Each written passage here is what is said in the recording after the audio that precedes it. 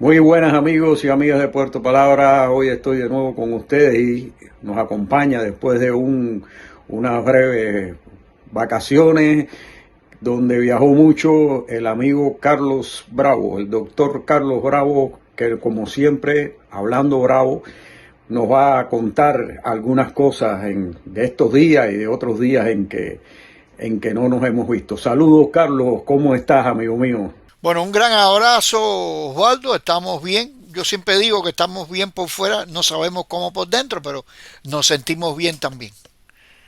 Bueno, el problema es que el ánimo esté bien. A Claro. veces las cosas de afuera influyen adentro, así que Ajá. tenemos que ser felices afuera para que todo por dentro fluya bien. Y entonces, Carlos, había una cosa que teníamos pendiente de tu anterior participación, y que era nada, y tiene que ver con lo que vamos a hablar hoy, ¿no? Pero sobre todo era tu ascenso en globo, que tú nos ibas a hablar cómo fue la sensación que uno siente y todas esas cosas. ¿Cómo ha sido para ti Bueno, salir en un globo? bueno, realmente no es como Matías Pérez porque volví a aterrizar, pero bueno, ese fue un globo aerostático de lo que tú alquilas, pagas allí en las pirámides de Teotihuacán en la Ciudad de México. Y fue, bueno, una cosa espectacular, ¿no?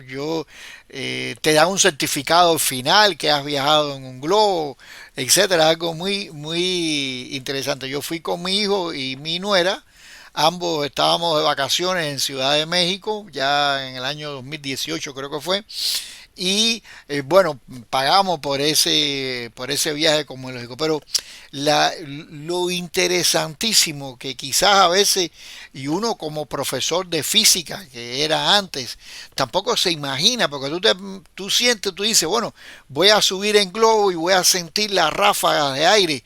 Y ahí me di cuenta que no, que yo estaba totalmente equivocado. Es que el globo se mueve por las ráfagas de aire, por lo que la velocidad entre el globo y la ráfaga es la misma.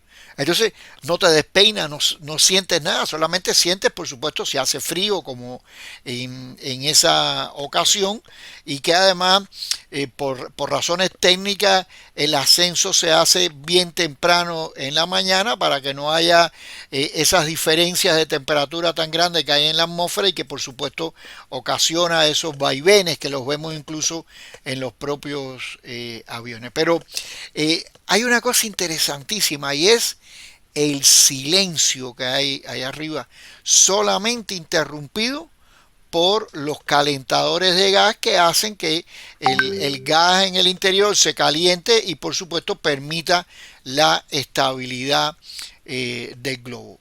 Bueno, yo iba con mi cámara, hice un montón de fotos que después te voy a pasar, pero es una experiencia única. Realmente volar en un avión, en una avioneta como hemos volado, no se compara, no se compara el silencio,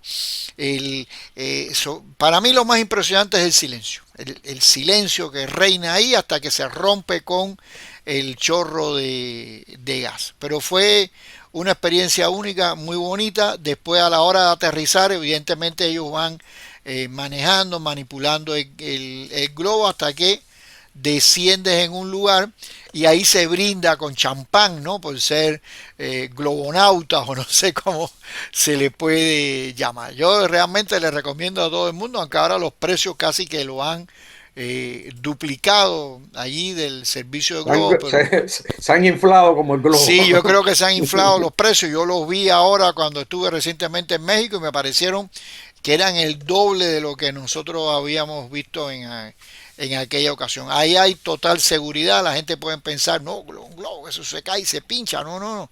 Ahí hay absoluta seguridad. Además son varios los globos que ellos vuelan, pero tiene que ser siempre bien temprano en la mañana. Por eso tiene una alta demanda. ¿Y a qué distancia estuviste, se desplazaron?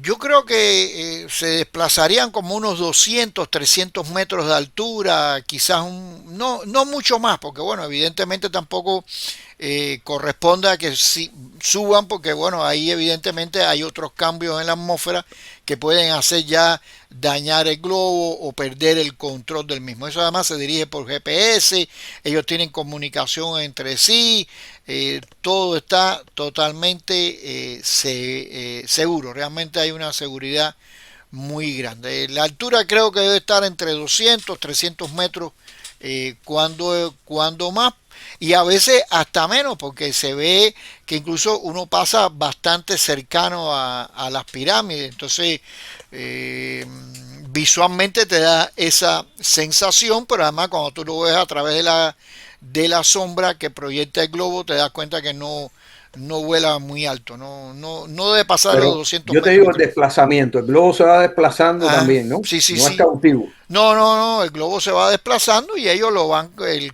que lo controla lo va controlando, hace un movimiento, en este caso sobre las pirámides, Ah, ya. etcétera. Ellos lo van dirigiendo precisamente con el aumento de la cantidad, el calentamiento del gas, o disminuirlo o aumentarlo, dejar salir un poco de aire, volver a llenarlo. Es decir, es toda una técnica bien compleja. Estas personas son personas certificadas internacionalmente, no es alguien improvisado que se sube al primer globo, sino que ellos tienen su certificación internacional para poder volar. Yo creo que nunca han tenido accidentes de ningún tipo. Entonces no tuviste riesgo de volar como Matías Pérez. Bueno, No, para no. quien no conozca la historia de Matías Pérez, era un vendedor de tordos que había en La Habana en el siglo XIX, que hacía globo, era portugués, Matías Pérez, y un día salió en un globo y no apareció más nunca. Exactamente. Entonces hay un dicho, un refrán que dice, voló como Matías Pérez. Bueno, Sí, sí. afortunadamente eso no fue así. Cuando algo se desaparece, la gente dice, oh, voló como Matías Pérez. Entonces, o se cae Exactamente. alguien, etcétera. Y ese es un refrán muy propio en la cubanía, ¿no? Es interesantísimo ese refrán. Óyeme, bueno, el tema que vamos a hablar hoy tiene que ver mucho con este viaje de los globos, también tiene que ver. Es sobre unos escritos tuyos que han salido, leí la primera, la segunda, la tercera parte todavía no la he leído, no ha salido, bien. Y se llama La libertad de viajar. Bueno, cuéntame de ese tema que me parece muy apasionante. Bueno, yo creo que esta sería la primera parte que vamos a hablar. Hace un tiempo atrás ya veníamos planificando un viaje a México y a Panamá con mi esposa. Y este tipo de viaje, bueno, ya era algo que teníamos que hacerlo. Llegó la pandemia, ya no lo pudimos hacer. En primer lugar a México, porque bueno, mi hijo varón, Carlos, que también se llama así, vive allí ya desde hace varios años y yo he ido en varias ocasiones, pero no había logrado viajar con mi esposa. Y a Panamá, porque tenemos allí muy buenos amigos de la red académica Verano TIC y que ya más de una vez me han dicho cuándo vienes, cuándo vienes, cuándo vienes. Y bueno, por esta situación de la pandemia y todos estos cambios de horario, realmente de situaciones que se dieron, realmente fue imposible poderlo viajar y poderlo hacer. Y ahora justamente en febrero, hace una semana, cuando salga esto, que hemos regresado. Y bueno, hay muchas cosas que hablar. Primeramente fuimos a México. México, bueno, México es México, con toda esa diversidad cultural, con esa comida.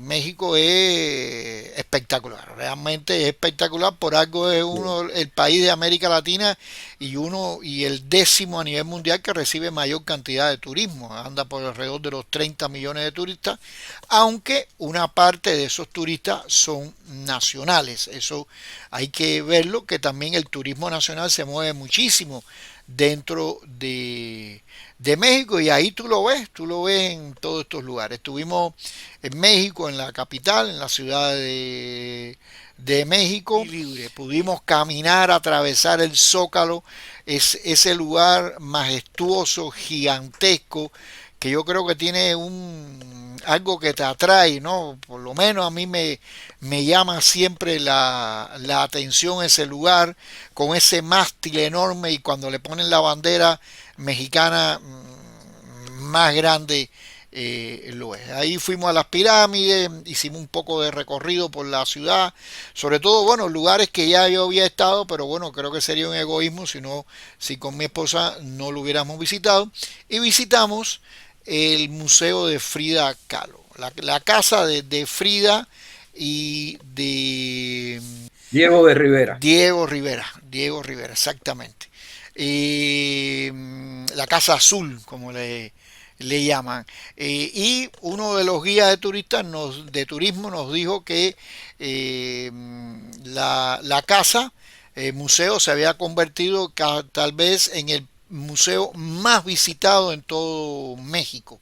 Y que incluso ahora las entradas hay que comprarlas vía internet, porque hay una demanda tan grande que ya no te puedes parar ahí y hacer una fila para pasar. Es realmente sobreacogedora, porque están ahí todas las pinturas de Frida, está la cama de ella, hay otra cama más pequeña, hay un lugar que abrieron hace unos 5 o 6 años atrás, donde hay vestidos de ella, bueno, todas esas ideas de Frida siempre vinculada con la muerte, y es un sitio sobreacogedor y que no debe dejar de visitarse en la Ciudad de México. Esto fue el periplo, unido por supuesto a una visita obligada a las pirámides.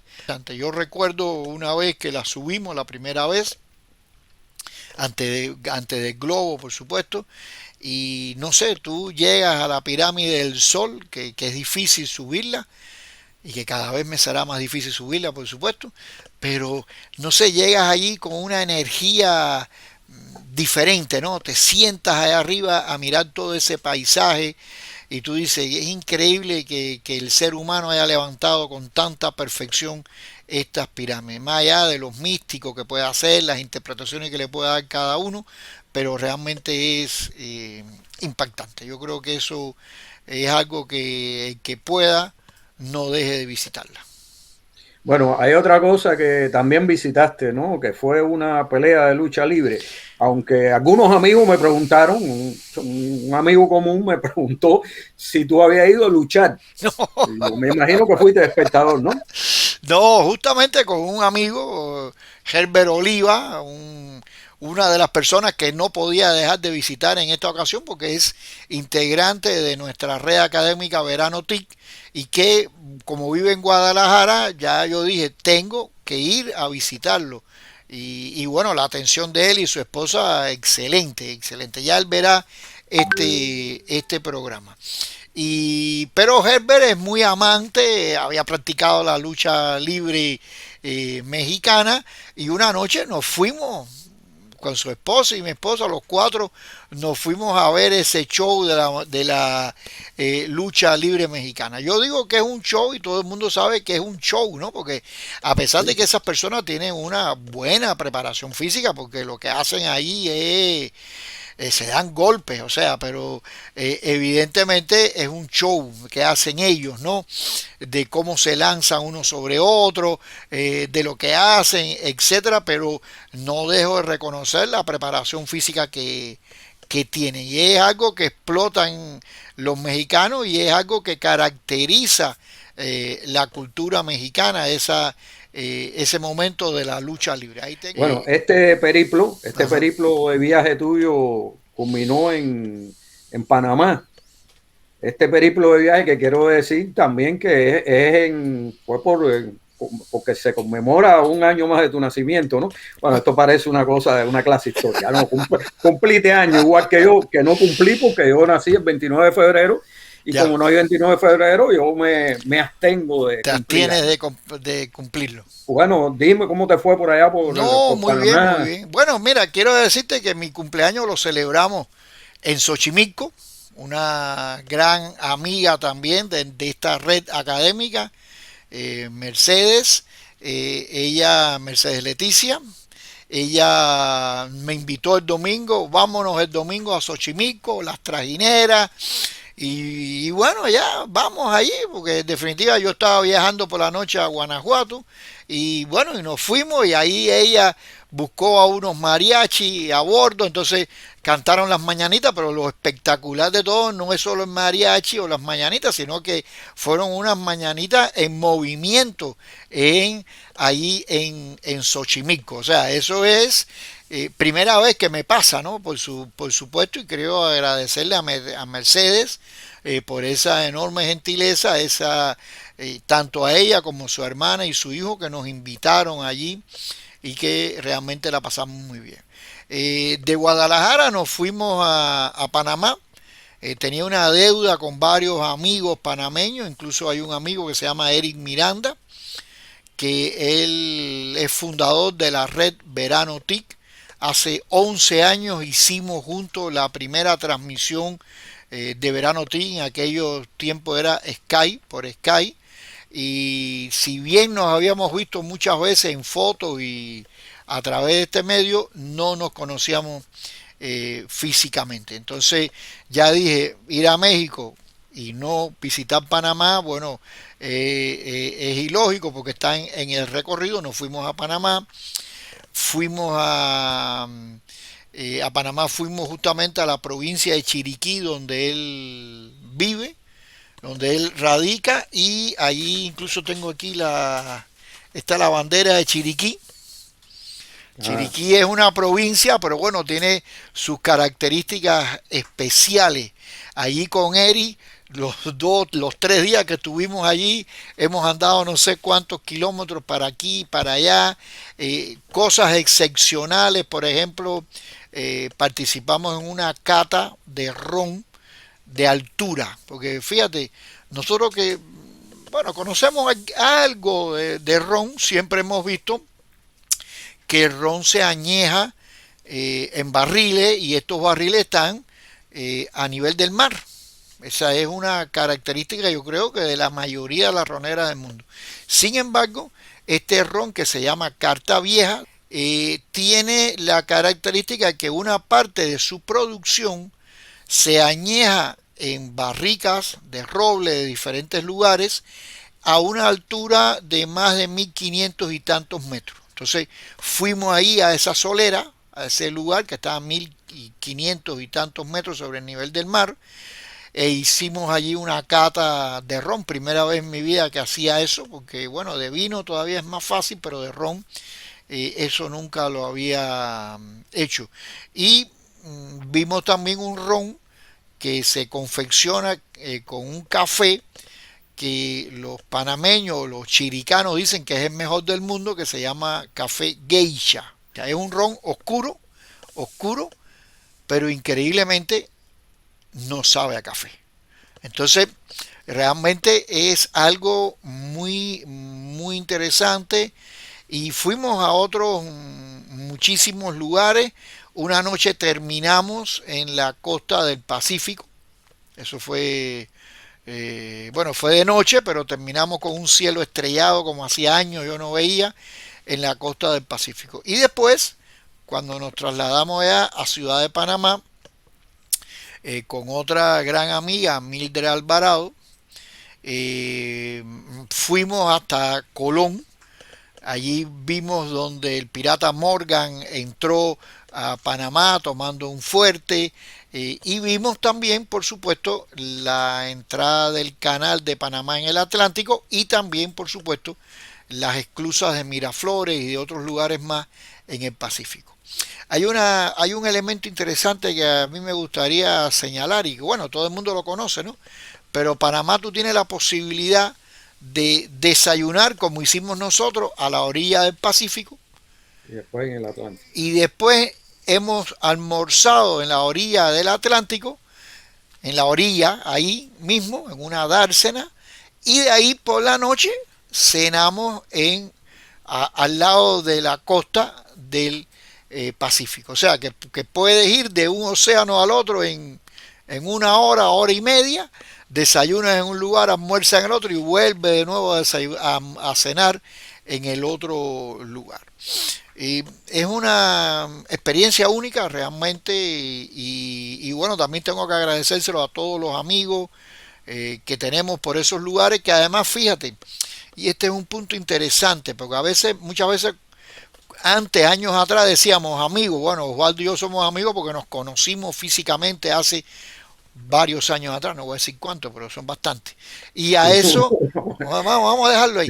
Incluso hemos coincidido en Panamá varias veces, en el aeropuerto de Panamá. Exactamente, también No sé hemos ni cuántas coincidido. veces. También hemos coincidido ahí. Entonces, fíjate, aquí viene lo interesante. Ya hoy en día el concepto de amistad va más allá, porque a las personas en Guadalajara, a los que vi en Panamá, todos los conocíamos a través de estos medios.